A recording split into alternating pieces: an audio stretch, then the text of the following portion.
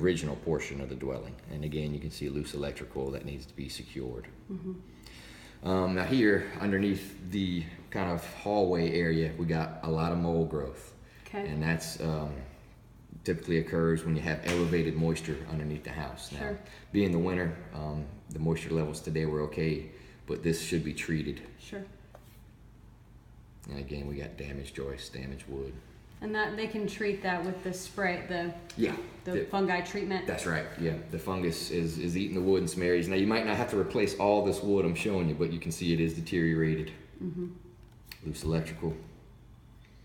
Up front, the moisture levels are a little bit higher, but still below 20%, still acceptable. Okay. Now we do have damage to the subfloor in several areas, and you can also see it's not horrible. I'm not pushing through it with my finger, but I think it should be evaluated. And you also have mold growth. Just a closer shot of that. Okay. Now they've installed foundation fans underneath. You got different schools of thought on these things. Some people are of the opinion that they remove moisture. Some people think they add moisture. It's tough to say in this situation here. The moisture levels were acceptable, so I just would monitor throughout a year or a season and see what's going on, if you need to do any changes or not. Is there an alternate solution that you like to see over that, or Well, nothing? you know, if you got adequate ventilation, if we get all the debris and pine straw away from the foundation vents, get the ductwork lifted up off the floor, you may or may not need them. But there's obvious signs that we've had moisture problems underneath this home in the past, which has led to the sump pumps, the damage to the floor, repairs to the floor. I would just keep a good eye on it. And typically when you have your moisture issues, it's going to be in the summer when it's hot and humid. Raining. So I'm not saying you need to take these out or leave them in forever, but I would keep an eye on them, see what they're doing. Make sure they're doing their job. good. Yep. Yeah. The best thing I recommend for all my clients is to have your termite inspections done in the summer, in August and June when it's hot. And if you got a moisture problem, they should be able to find it then. Yeah, don't not go into the crawl space. It's not fun, but you want to know what's going on in there. And again, you know, we got a new ledger, but here's a damaged beam that's been, like somebody's been prodding at it a good bit. So, and this is underneath that wall right here. So kind Does that need to be removed or replaced? it's tough to say with they've got it covered up. I think somebody should take a look at it and you may be able to get away with reinforcing it. But it should be evaluated and repaired. Gotcha. Or replaced if the contractor says so. But again, you know, you got a new ledger here, but the ledger is still on this kind of 8-up beam here. It's a double 2x, but again, just needs to be evaluated. And they could have looked at this and said it's okay when they made repairs and just left it. But you have to say. Yeah. Send in an expert to. Yeah, we got damage to the floor. I think it should be looked at. Okay. Any ductwork that kind of dips or is in contact with the ground should be supported. You want your duct to be straight underneath the house and not in contact with the ground. Now here, this is the sill at the very front of the home, and the damage here was minor, but again, you know, being an older home, it's not uncommon to find this kind of stuff. I think it should all be looked at. Now this is what appears to be damage from wood destroying insects.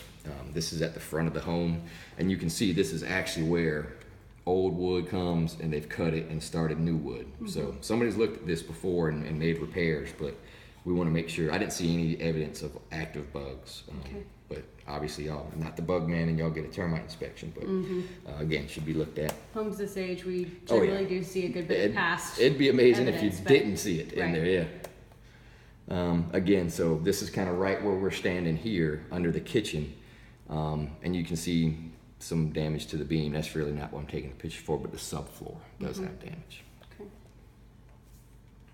This is right underneath the front door. We got some damage to the subfloor. This is actually dry rot, where it's been wet, dry over years, and we also have damage to the sill. This is the supported slab underneath the front porch area. So Looks like you may have had some vents at one time, but they covered that up, and you can see condensation forming on the bottom of the concrete. And that's due to lack of ventilation, no vapor barrier. The vapor barrier is under the house, that's fine. Just not under the porch. And that can elevate your moisture levels, so that should be corrected to help out with the water issue under the home. Okay. And just a shot of repairs. This is underneath the kitchen. This looks fine. It's a big beam sitting on some blocks to help support the floor. I try to get whatever paperwork from the contractors who made repair that you could. Okay. Any loose or scrap wood should be removed from the crawl space.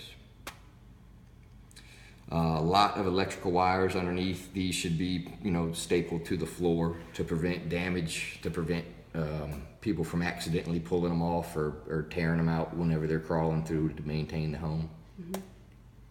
And you got a couple small little areas where the vapor barrier is not laid. They've got sand under there, but the vapor barrier should be under the entire crawl space. Open electrical boxes need plates. Again, just showing you damage to the floor. There's your other sump pump underneath the kitchen wall, bathroom wall. That's a poor shot, but let me see if this next one comes in. We do have a leak at the tub in the hall bath. Yeah, minor leak, not like it's pouring out of there, but needs to be reconnected. And this is at the sink of the hall bath. So the toilet's right next to it.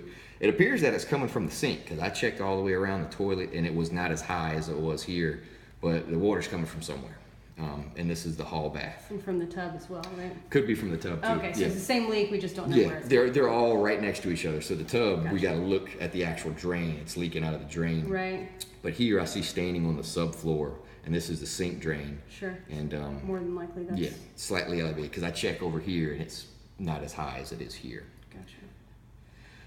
And again, just the FYI, your drain is the old cast iron drain line. So from what I can see of the old cast iron line, it looked all right, but anytime you have an older drain line, you have potential for tree root damage, scale buildup.